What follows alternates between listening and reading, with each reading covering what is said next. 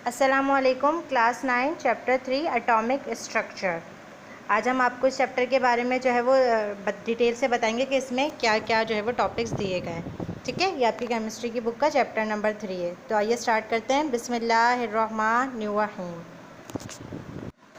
Atomic structure, basically जो atomic structure है इसमें सबसे पहले हम देख लेते हैं कि एटम क्या होता है। एटम बेसिकली जो है, एटम का वर्ड जो है वो ग्रीक लैंग्वेज एटॉम से निकला है, जिसके मायने होते हैं नॉट इंडिविजिबल, यानी कि जो बहुत छोटा ज़र्रा जो कि नज़र ना आ सके, यानी कि ऐसा बहुत छोटा ज़रा जो कि नज़र ना आ सके, वो हमारे पास एटम कहलाता है। ठीक है, तो ये सबसे बुनियादी या इनिशियल डेफिनेशन थी एटम की। अब इस चैप्टर में एटम के बारे में मुख्तलिफ थ्योरीज़ पेश की गई हैं। मुख्तलिफ साइंटिस्ट ने जो अपना एटम के स्ट्रक्चर के बारे में, एटम के प्रॉपर्टीज़ के बारे में जो अपने नज़रियात पेश किए, वो इसमें जो है वो दिए गए हैं। तो सबसे पहले जो दिया है वो डाल्टन एटॉमिक थ्योरी है। ठीक है, डाल्टन एक साइंटिस्ट थे, इंग्लिश साइंटिस्ट, जिन्होंने अपने रिव्यूज़ दिए थे एटॉमिक स्ट्रक्चर के बारे में। तो आइए देखते हैं इनके डाल्टन एटॉमिक थ्योरी के अहम पोस्टुलेट्स या अहम नुकात क्या थे, इन्होंने एटम के बारे में क्या बताया था। ठीक है, तो सबसे पहला पॉइंट है, आपको लिखा हुआ नज़र आ रहा होगा, all elements are made up of small indivisible indestructible particles called atom. क्या कह रहे हैं, तमाम एलिमेंट जो है वो छोटे छोटे नज़र ना आने वाले इंडिविजिबल पार्टिकल से मिलकर बने हुए होते हैं, जिनको हम एटम कहते हैं। दूसरा, all atoms of a given elements are identical in all respects having same size, mass and chemical properties. क्या कह रहे हैं, कोई भी एक एटम, किसी भी एक सब्सटेंस के अंदर जितने भी एटम्स होते हैं वो तमाम एक साइज़ के होते हैं, एक मास के होते हैं, और उनके अंदर तमाम प्रॉपर्टीज़ एक जैसी होती हैं। मिसाल के तौर पर एक डेस्क है, तो अब डेस्क के अंदर जितने भी एटम से मिलकर ये बना हुआ है, वो तमाम एटम्स जो है वो सेम साइज़ के होंगे, सेम कलर के होंगे, और उसकी same physical and chemical properties होंगी। Now come to the number third point, compounds are formed when atoms of more than one element combine in a simple whole ratio. क्या कह रहे हैं कि कंपाउंड कब बनता है, जब दो या दो से ज़्यादा एलिमेंट्स जो है वो आपस में कंबाइन होते हैं या मिलते हैं, तो वो कंपाउंड बनाते हैं। चौथा नंबर पॉइंट क्या है, a chemical reaction is the rearrangement of atoms but atoms themselves are not chain. This means that atoms are neither created not destroyed in any chemical reaction. क्या कह रहे हैं, किसी भी केमिकल रिएक्शन के दौरान एटम्स की सिर्फ जो है पोजीशन या इसकी अरेंजमेंट्स चेंज होती है, लेकिन कोई भी एटम जो है वो ख़त्म नहीं होता या फिर ज़ाया नहीं होता। तो ये डाल्टन एटॉमिक थ्योरी के 4 अहम पॉइंट थे, जो कि आपके पेपर में शॉर्ट क्वेश्चन आंसर के तौर पे भी लिखने में आते हैं। ठीक है, now come to the next topic, modern atomic theory. अब हमारा नेक्स्ट टॉपिक जो है वो मॉडर्न एटॉमिक थ्योरी ये है, जो हमने पहले पढ़ी थी, ये डाल्टन एटॉमिक थ्योरी थी। अब आइए देखते हैं modern atomic theory. Dalton atomic theory के बाद जो मॉडर्न एटॉमिक थ्योरी पेश की गई थी, उसमें ये बताया गया था कि एटम, तमाम मैटर जो है वो एटम से मिलके बने हुए होते हैं, लेकिन हर एक एटम के अंदर जो है वो मुख्तलिफ़ किस्म के पार्टिकल्स जो है वो मौजूद होते हैं। ठीक है, जिनको हम basic fundamental particles of atom कहते हैं। आपको यहाँ पे देखें सेकंड हेडिंग में लिखा हुआ भी नज़र आ रहा होगा, फंडामेंटल पार्टिकल्स ऑफ एटम। तो क्या बताया गया है, आप लोग इसको डीपली पढ़ लीजिएगा। मैं आपको इसकी समरी बता देती हूँ कि क्या इसमें बताया गया। इसमें ये बताया गया था कि ये बात ठीक है कि एटम, तमाम मैटर जो है वो एटम से मिलके बने हुए होते हैं, और एटम एक बहुत छोटा ज़र्रा होता है जो कि नज़र नहीं आता। ठीक है, लेकिन बाद में ये बताया गया मॉडर्न एटॉमिक थ्योरी में, मज़ीद इसको जो है वो एक्सप्लेन किया गया और बताया गया कि हर एटम के अंदर 3 बेसिक फंडामेंटल पार्टिकल्स होते हैं, जिसको हम इलेक्ट्रॉन, प्रोटॉन एंड न्यूट्रॉन कहते हैं।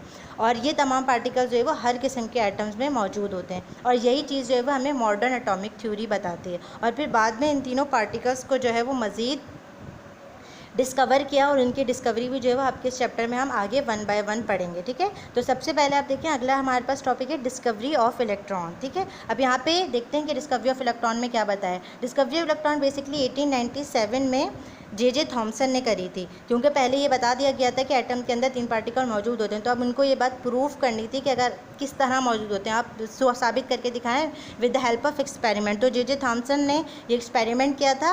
इस एक्सपेरिमेंट के लिए उन्होंने क्या किया था, एक डिस्चार्ज ट्यूब ली थी। ठीक है, एक ट्यूब ली थी गोल सी, जिसको डिस्चार्ज ट्यूब का नाम दिया गया था, और ये नियॉन की बनी हुई थी। ठीक है, और ये ट्यूब जो है वो इसमें जो है वो 2 हमारे पास इलेक्ट्रोड मौजूद थे, जिसको एक नेगेटिव था और दूसरा क्या था, पॉजिटिव था। देखें, आपको यहाँ पे बनी हुई भी नज़र आ रही होगी डायग्राम, एक पे नेगेटिव लिखा हुआ है, नेगेटिव साइड कैथोड है, और दूसरी साइड पे पॉजिटिव लिखा हुआ है, पॉजिटिव साइड वाला जो इलेक्ट्रोड है वो एनोड कहलाता है। और जो ट्यूब है ये डिस्चार्ज ट्यूब कहलाती है। देखिए ऊपर आपको नाम भी लिखा हुआ नज़र आ रहा होगा, और इसके अंदर एक वैक्यूम पंप होता है, और इन दोनों ट्यूब के जो कैथोड और एनोड टर्मिनल्स जो हैं वो फिर बैटरी से कनेक्ट कर दिए जाते हैं। तो जब ये जे थॉमसन ने ये एक्सपेरिमेंट परफॉर्म किया तो उन्होंने ये बात नोट करी कि जब हम गिलास ट्यूब को कनेक्ट करते हैं नेगेटिव और पॉजिटिव टर्मिनल को बैटरी के साथ, तो मुख्तलिफ़ किस्म की जो है वो इनको ब्लूइश किस्म की लाइट जो है वो जाती हुई नज़र आती है कैथोड से एनोड की तरफ, यानी कि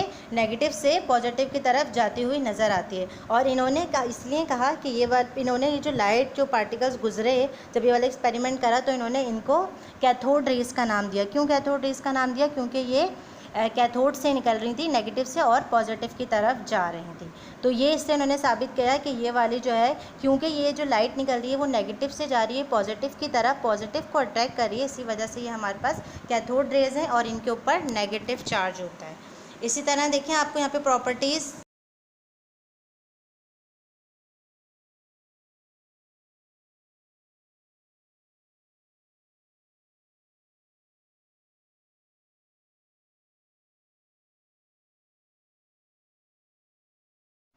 प्रॉपर्टीज़ नज़र आ रही होंगी, प्रॉपर्टीज़ ऑफ कैथोड रेज़। तो जब जो इन्होंने कैथोड रेज़ को डिस्कवर किया था, जिसको इलेक्ट्रॉन का नाम दिया गया था, इसीलिए हम इसको डिस्कवरी ऑफ इलेक्ट्रॉन भी कहते हैं। तो इसकी मुख्तलिफ प्रॉपर्टीज़ बताई हैं, वो देखते हैं क्या है। सबसे पहले उन्होंने बताया they catch shadow of object place in a path towards anode proving that they travel in a straight line. क्या कह रहे हैं? जो कैथोड रेज़ हैं जिनको हम इलेक्ट्रॉन का नाम दिया था जे थॉम्सन ने, ये स्ट्रेट लाइन में ट्रैवल करती हैं, सीधी लाइन में सफ़र करती हैं। ये इसकी नंबर 1 प्रॉपर्टी है। नंबर 2 प्रॉपर्टी क्या है कि यह हमेशा जो है वो रोटेट कर रही होती हैं, इससे साबित होता है कि ये मटेरियल पार्टिकल्स हैं। नंबर 3 क्या है? These rays although invisible cause some material to glow और प्रोड्यूस इन फ्लोरेसेंस। क्या कह रही हैं कि ये वाले पार्टिकल्स जब भी किसी फील्ड से टकराते हैं तो हमेशा एक चमक सी पैदा करते हैं, हमेशा एक फ्लोरेसेंस या ग्लो पैदा करते हैं। चौथा point, they are deflected towards positive plate in electric field showing that they are negatively charge particles. कह रहे हैं कि ये हमेशा जो है वो इलेक्ट्रिक फील्ड में पॉजिटिव की तरफ अट्रैक्ट होती हैं। इससे ये बात साबित होती है कि इनके खुद के ऊपर नेगेटिव चार्ज होता है, क्योंकि आप याद रखिएगा कि हमेशा अपोजिट चार्ज जो है वो एक दूसरे को अट्रैक्ट करते हैं। तो अच्छा पॉइंट ये, the charge mass EM ratio of charge particle is 1.7588 exponent 8 coulomb per gram. क्या कह रहे हैं कि जो इन कैथोड रेज पे या फिर इलेक्ट्रॉन्स पे जो चार्ज होता है वो कितना होता है?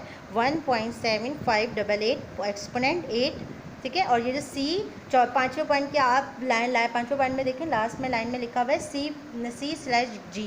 तो ये क्या है? ये इसका चार्ज है। C फॉर कूलम और G फॉर ग्राम, यानी कि चार्ज बताया गया है मास के थ्रू।